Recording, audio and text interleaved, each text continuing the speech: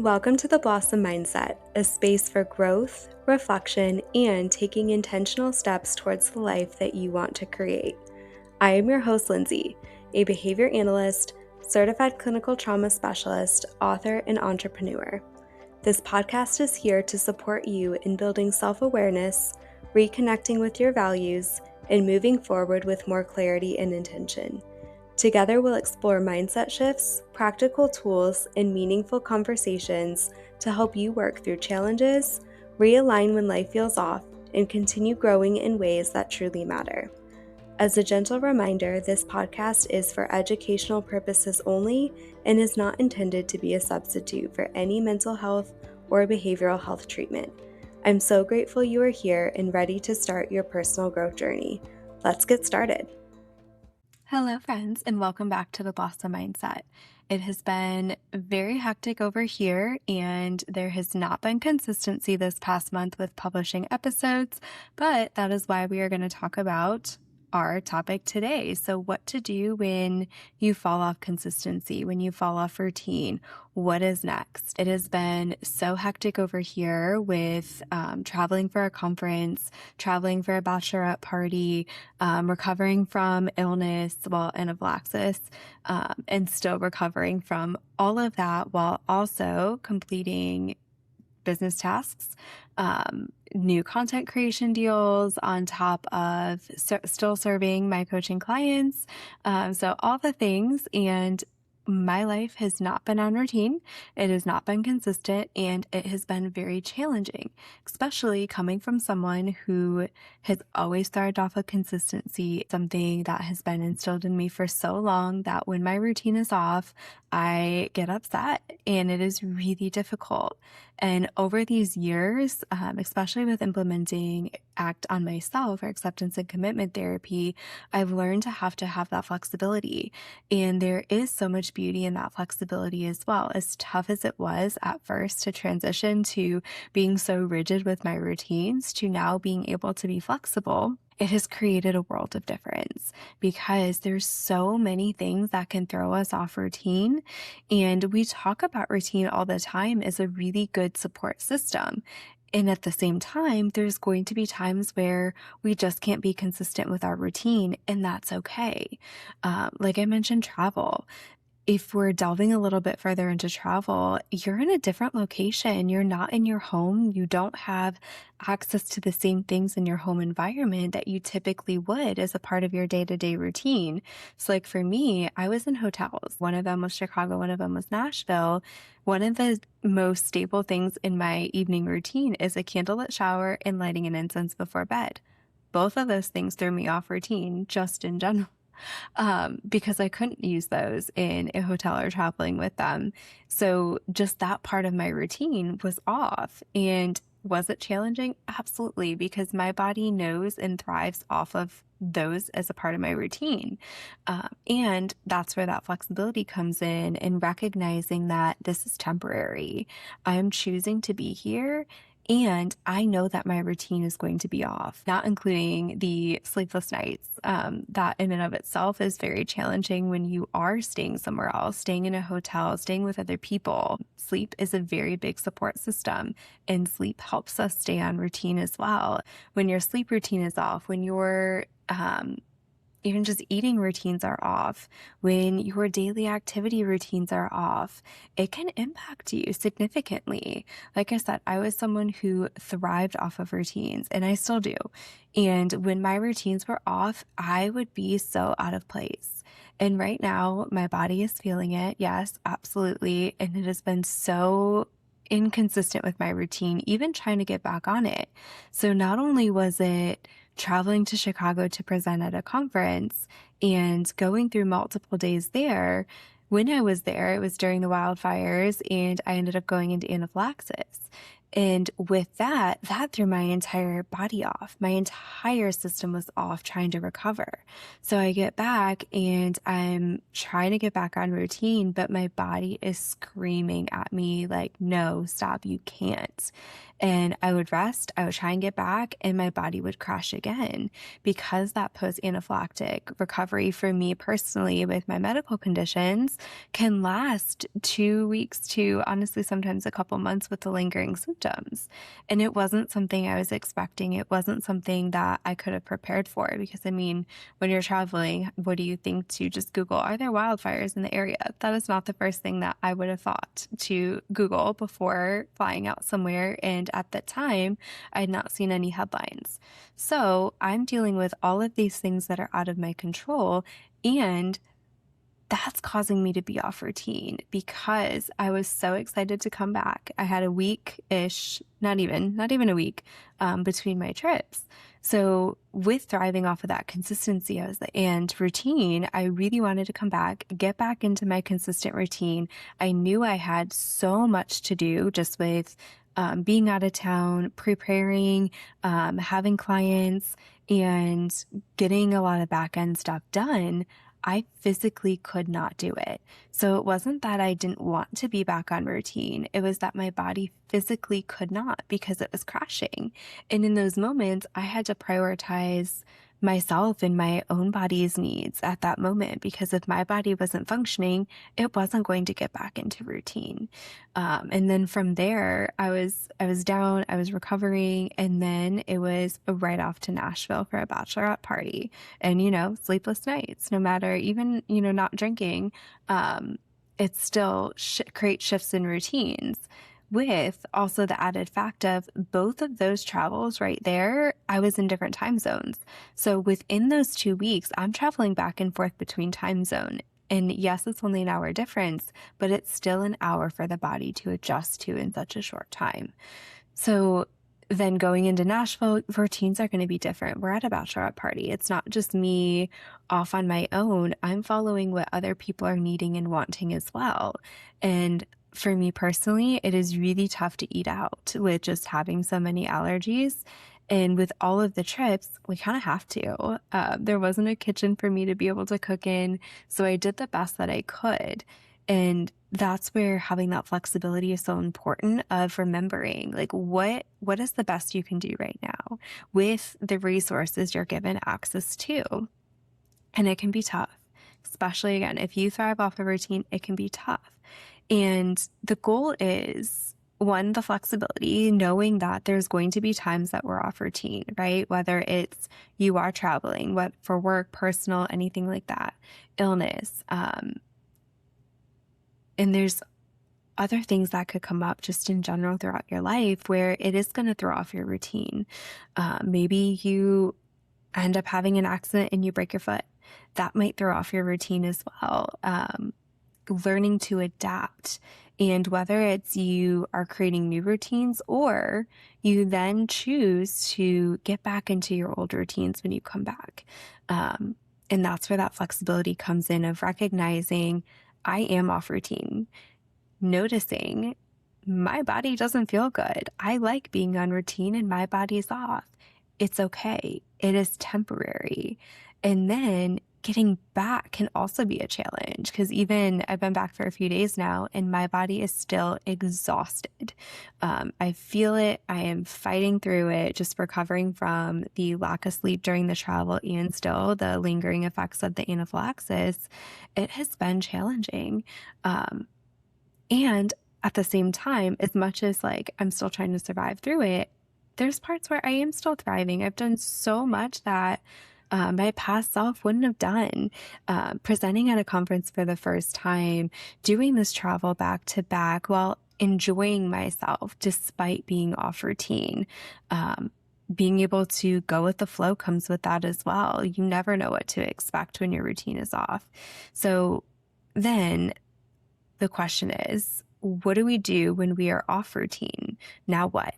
You are off routine, you thrive on routine, you need routine, you've been off. What do you do to get back in routine? What I notice sometimes with trying to get back in routine of the now what, we can sometimes have that guilt spiral where we have that voice in our mind that says, I should already be back to normal. And that can cost even more energy. And I felt that with all of the disruptions, especially with the illness or the anaphylaxis, not even just the travel, because I understand that that's normal. But at the same time, I've had that guilt of I should be back on routine. I should be able to show up for my clients. I should be able to do X, Y, and Z. And I still haven't done it. It's that spiral that tells you the story of you should be back to normal. And then when I take a step back, I recognize like, it's okay for my body not to be back to normal. That is the story that my body's creating or my mind is creating, and my body has to heal. That was a lot for me to go through while I was in Chicago presenting, going into anaphylaxis, fighting off anaphylaxis, recovering, and still trying to push through. I was really in those moments surviving. I did what I could with the tools that I had access to, and then coming back, I ended up going into urgent care because it was enough was enough. And still from there, I still needed to take care of myself and prioritize my body's needs, even though it was like, I should be back to normal. Why isn't my body back to normal? It was very frustrating, and it still is. I still don't understand, or I don't know if it's lack of understanding or acceptance that I'm still working through. When I've been waking up this week, my body still doesn't feel good. Once I get going, I'm okay. But those first few hours have been really, really rough with recovery and the allergy spiking. So having to remember and accept that that feeling can be there and I can still move forward, to remember to let some of those thoughts go, that it's a story that I'm telling myself, because rest, as necessary as it is, it's not always a setback. It feels like it in the moment of I had to cancel so many sessions, I didn't get X, Y, and Z done. And if I didn't rest, my body would probably be in worse shape than it is now. So being able to reframe rest as you need to recover and your body needs to recover in order for you to show up and return back to your normal routines. And it can be difficult to sometimes to kind of navigate and shift back into those routines, especially I feel like returning back from a vacation where it's like you almost need a vacation from your vacation, but you're so off routine. It's like, oh, you're dragging. I don't want to do this. And returning back to noticing what was important about your routine that made you feel good. Was it the meal prep? Was it the consistency and knowing what to expect? Was it your sleep schedule and you felt better? We often have those routines as supports in our lives because it helps us. Even if we don't always want to, there's a difference between that motivation and wanting to and actually showing up because you know that it's helpful. Think about like going to the gym. Like some days you don't want to show up. You don't have the motivation to be there and you still choose to. You still choose to make that a part of your routine because it feels good and it's aligned with you. And from a more behavioral lens with acceptance and the acceptance and commitment therapy, it means like letting where you are right now be true without fighting it, which in the moment frees up that energy to actually rebuild and recenter and shape back to where you were, shape back those routines. And regulation is also important here too, especially for me coming out of a health scare, since trying to force a routine from a dysregulated body usually backfires. The behavior analysis side offers a helpful idea called that shaping and reinforcing the small approximations of the routine that you want, one small step at a time, instead of expecting that full routine to come back immediately or for you to jump back into that full routine. And I noticed that this morning where I was getting ready, my morning routines have been taking my dog on a very long walk. It's been helpful for me. I get up. I feel good when I start my mornings off like that. And honestly, the past couple of weeks, I haven't been able to do that. I think the last time was when I was in Chicago, the day that the anaphylaxis happened. We had all gotten up at 5 a.m. It was 5 a.m. And we took a run walk, still building up the running side, but run walk to Navy Pier. And then it felt so good. We were doing so much walking. Everything was great those couple of days. And then that's when a couple hours later, we couldn't really see the smoke hit. I wasn't aware of it. So obviously I was breathing it all in with the run. And from there, my body wasn't able to do that. I wasn't able to walk long distances where anytime I took my dog out, it was very short distances because the breathing was still hard for me to recover from and the fatigue as well. Even, I guess there was a little bit of walking in Nashville, but it wasn't the same as my morning routines of getting up, going, moving my body. So that has been really tough to reintegrate into. So this morning, when I go for short distances, I'll typically wear my Crocs instead of putting on my tennis shoes when I know that I'm going to really walk. So I put on my Crocs. I was like, I'm so exhausted. My body can't move. It's going to be a short walk this morning. So when I started walking, I recognized that I was telling myself that story. I was stopping myself from even trying to push a little further. So instead of taking my path that I had been to make it a quick walk or stop at the dog park, I was like, you know what? I'm going to move a little bit further in the opposite direction and go towards the direction that I would take for my longer morning walks.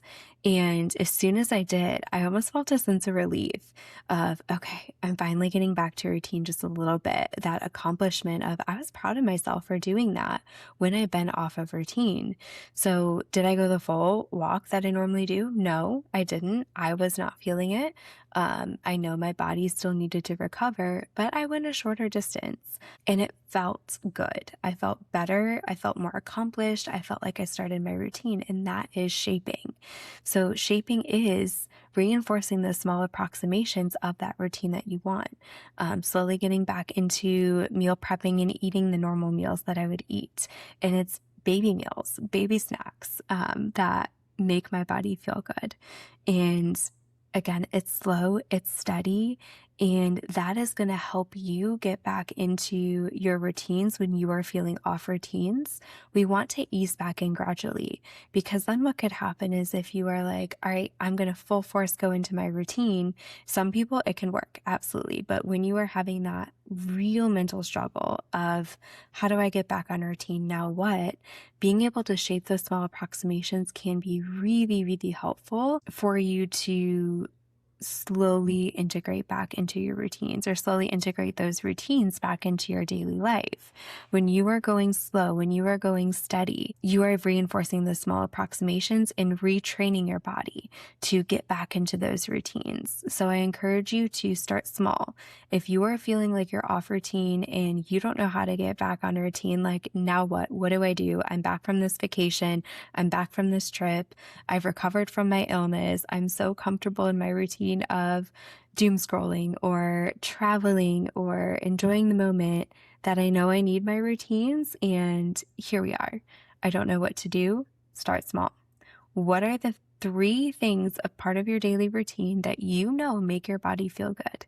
And don't jump full force into it unless you know that you can. Sometimes we jump full force into things, and then that's where that lack of consistency comes in, because we end up crashing because it feels like it's too much. So figure out what are those 3 things that you need and make your body feel good in your routine. They can be so small. Again, like lighting the incense or drinking a glass of water in the morning because you know that you're going to forget it throughout the day and you were off your hydration routine when you were gone. Little things can make the biggest impact. And sometimes we want to change our routines too. So if you need to change your routine, start small and get back into whatever routine feels good for you. So think about it as a re-entry point, not a restart.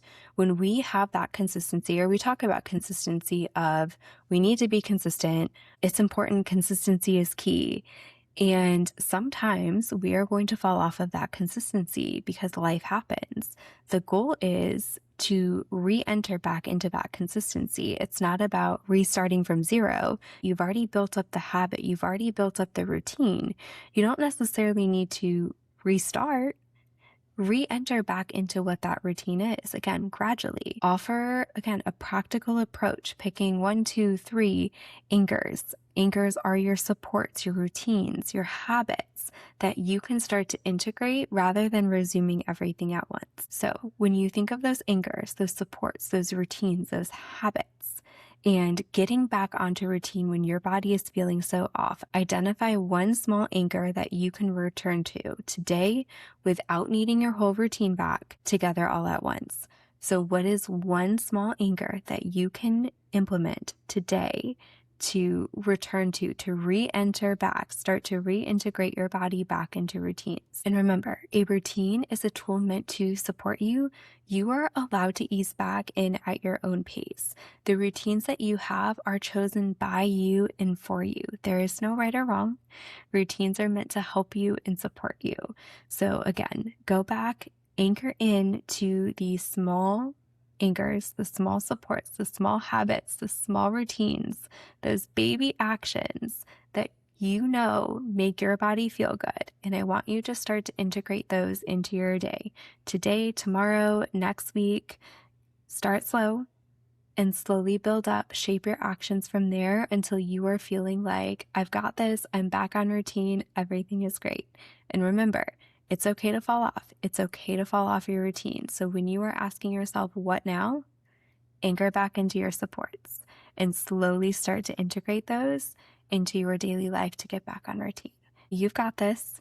Don't make it more complicated than it is. One small support, one small anchor, and you will anchor right back into your routines. Thank you for joining in on this episode of The Blossom Mindset with me. I hope that our discussion has inspired you to take actionable steps towards blossoming into your fullest potential. Don't forget, the best way to show your support is by liking, sharing, and leaving a 5-star review on this podcast. Feel free to drop any ideas for future podcast topics by commenting on my most recent Instagram post of this episode. If you are interested in additional resources or one-to-one coaching, check out our website linked in the show notes. I am so proud of you. By tuning in and listening, you just took one small, actionable step forward towards blossoming into your fullest potential.